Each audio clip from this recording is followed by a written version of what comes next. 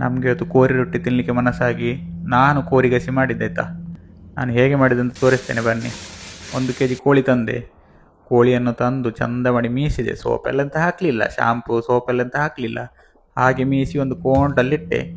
ಅದಾದಮೇಲೆ 2 ನೀರುಳ್ಳಿ ಕಂಡೆ, 1 ಟೊಮಾಟೊ, ಅದನ್ನು ಕೊಯ್ಲಿಕ್ಕೆ ಬೇಕಾದಂಥ ಒಂದು ಚಾಕುವನ್ನು ತಗೊಂಡೆ. ಅದಾದಮೇಲೆ ಕೊಯ್ಲಿಕ್ಕೆ ಶುರು ಮಾಡಿದೆ. ಗೊತ್ತುಂಟೆ ಹೇಗೆ? ನೀರುಳ್ಳೆಲ್ಲ ಕೊಯ್ಲಿಕ್ಕೆ ಸ್ಪೀಡ್ ಇದ್ದೇನೆ ನಾನಂತ, ಪಟ ಪಟ ಕೊಯ್ತೇನೆ. ಹೇಗೆ ಕೊಚ್ಚಿದೆ ನೋಡಿ, ಕಚ ಕಚ ಕಚ ಕಚ ಕಚ ಕಚ ಕಚ ಕಚ ಅಂತ. ಇದನ್ನು ಕೊಚ್ಚಿ ಒಂದು ಸೈಡಲ್ಲಿ ಇಟ್ಟೆ, ಒಂದು ಪ್ಲೇಟಲ್ಲಿ. ಇದನ್ನೀಗ ಫೈನ್ ಚಾಪ್ ಮಾಡ್ತೇನೆ. ಯಾಕಂತ ಹೇಳಿದ್ರೆ ಕೋಳಿ ಬೇಯುವಾಗ ಅದು ಹಾಕಲಿಕ್ಕೆ ಸ್ವಲ್ಪ ಬೇಕು. ಆ ದೊಡ್ಡ ದೊಡ್ಡ ಕಟ್ ಮಾಡಿದ್ದನ್ನು ಮಿಕ್ಸಿಲಿ ಕಡಿಯುವಾಗ ಹಾಕಲಿಕ್ಕೆ. ಈಗ ಕಟ್ ಮಾಡಿದ ಟೊಮಾಟೊ, ನೀರುಳ್ಳಿ ಮತ್ತು ಸ್ವಲ್ಪ ತುರಿದ ತೆಂಗಿನಕಾಯಿ ಮತ್ತು ಸ್ವಲ್ಪ ಮೆಣಸು ಹಾಕಿ ಮಿಕ್ಸಿಯಲ್ಲಿ ಕಡಿಯುವ. ಹಾಗೆ ಒಂದು ಸೈಡಲ್ಲಿ ಮಿಕ್ಸಿಯಲ್ಲಿ ಕಡಿಯುವಾಗ ಸ್ಟವ್ವಿನ ಮೇಲೆ ತೋಪಿಟ್ಟು ಅದಕ್ಕೆ ಬೆಚ್ಚ ಮಾಡಿ ನಾವು ತುಪ್ಪ ಹಾಕ್ತೇವೆ. ನಾನೀಗ ತುಪ್ಪ ಹಾಕ್ತಿದ್ದೇನೆ. ತುಪ್ಪ ಹಾಕಿ ಕೋರಿ ಮಾಂಸ ಮಾಡಲಿಕ್ಕೆ ಚೆಂದಾಗ್ತದೆ. ಅದನ್ನು ಸ್ವಲ್ಪ ಅಲುಗಾಡಿಸುವ, ಯಾಕಂತ ಹೇಳಿದ್ರೆ ಇಡೀ ಕೊಡಿ ಕಡೆಲ್ಲ ಹೋಗಬೇಕಲ್ವ. ಹಾಗಾಗಿ ಸ್ವಲ್ಪ ಸಾಸಿವೆಯನ್ನು ತಗೊಳ್ಳಿ, ಎಷ್ಟು ಬೇಕಷ್ಟು, ಜಾಸ್ತಿ ಅಲ್ಲ.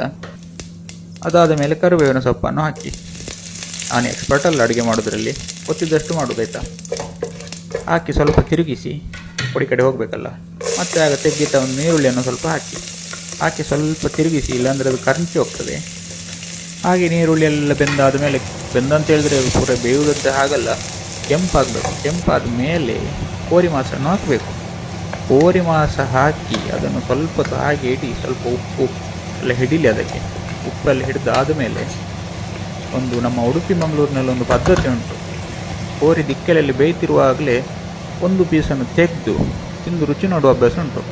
ಆ ಪದ್ಧತಿಯನ್ನು ನಾನು ಕೈ ಬಿಡುವುದಿಲ್ಲ, ನಾನು ಸಹ ಮುಂದುವರಿಸ್ತೇನೆ. ಒಂದು ಪೀಸನ್ನು, ಮಾಂಸದ ತುಂಡನ್ನು ಒಂದು ತೆಗೆದು ತಿಂದು ನೋಡ್ತೇನೆ ಉಪ್ಪೆಲ್ಲ ಹಿಡಿದಿದೆಲ್ಲ ಅಂತ. ಆಹಾ, ಉಪ್ಪು ಹಿಡಿದಿದೆ ಆಯಿತಾ, ಚೆಂದ ಉಂಟು. ಮಸಾಲೆ ನೋಡಿ ಮಿಕ್ಸಿ ಜಾರಲ್ಲಿ ಕುತ್ಕೊಂಡು ಆಗದನ್ನು ನಗಾಡ್ತಾ ಉಂಟು. ಅದನ್ನು ಬೆಚ್ಚ ಬೆಚ್ಚ ಕೋಳಿ ಮೇಲೆ ಹೊಯ್ಬೇಕು. ಸ್ವಲ್ಪ ನೀರು ಸಹ ಹಾಕಿ ಜಾರಲ್ಲಿ ತಗೊಂಡು, ಜಾರ್ ಸಹ ಕ್ಲೀನ್ ಆಗ್ತದೆ, ನೀರು ಸಹ ಸರಿ ಆಗ್ತದೆ. ಈಗ ನಮ್ಮದು ಕೋಳಿ ರೆಡಿ. ಆದರೆ ಕೋಳಿಗೆ ನೀರು ಸ್ವಲ್ಪ ಜಾಸ್ತಿ ಆಯಿತಾ ಅಂತ ಮಾತ್ರ ಇರಲಿ. ನಮ್ಮದು ಕೋಳಿ ರೆಡಿ ಆಯಿತು. ಈಗ ರೊಟ್ಟಿ ನೋಡಿ, ಮಾತೃಶ್ರೀ ರೈಸ್ ರೊಟ್ಟಿ ಮುನಿಯಾಲು. ಹೊಟ್ಟೆಯಲ್ಲಿ ಎಷ್ಟು ಜಾಗ ಉಂಟು ಅಷ್ಟು ರೊಟ್ಟಿಯನ್ನು ತಗೊಂಡು ಅದರ ಮೇಲೆ ಸ್ವಲ್ಪ ಕೋಳಿ ಗಸಿಯನ್ನು ಹಾಕುವ. ಒಂದು 4-5 ಪೀಸು ಸಹ ಇರಲಿ, ಚೆಂದ ಆಗ್ತದೆ. ನಮ್ಮದು ಕೋಳಿ ರೊಟ್ಟಿ ರೆಡಿ. ನಾನೀಗ ತಿನ್ನಲಿಕ್ಕೆ ಹೋಗ್ತಿದ್ದೇನೆ.